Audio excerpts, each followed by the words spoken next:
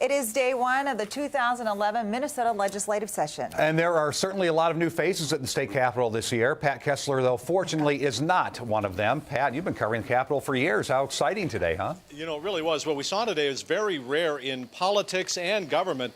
A complete and unexpected turnover of power from one party to the next. For the first time, Republicans control both the House and the Senate. Even before the gavel came down. This 2011 session was special.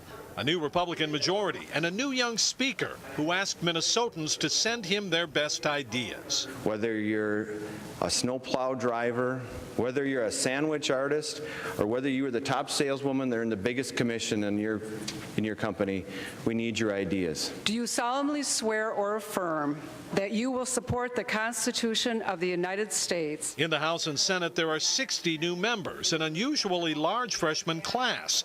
Among them, a combat-wounded Iraqi war vet. My boys and my wife have been so supportive. John Kriesel lost both his legs to a bomb blast in Iraq. With his family at the Capitol, he says running for office was as challenging as learning how to walk on artificial limbs. 4 years ago, I didn't know if I was going to live, laying there in Iraq, and then, you know, coming back, recovering, working hard, and then I never would have thought I was going to run for office, and I did, and I worked hard, and I won. To discharge faithfully my duties as senator. For many legislators, today is like the first day of school. The new majority leader warning of tough assignments and lots of hard work. Over the course of this session, I am certain that we will have agreement and we will have differences. But I'm also certain that we already share many of the same goals for our state.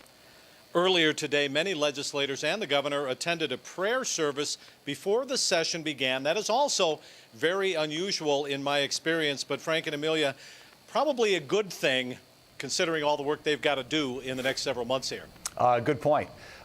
Pat, you know, I talked a little bit, I mean, it's 2010. Isn't it kind of remarkable in your eye that we've never had Republicans controlling both houses until today? Well, it is. There's a catch here, though. Until 1972, there was no party designation. You were elected a conservative or a liberal or not a party label. So it wasn't until then that people actually called themselves Republicans or Democrats. So 1972 is the first year, and it's been that long of Democratic dominance in the House and Senate here. All right, interesting. Pat, thank you. Yep.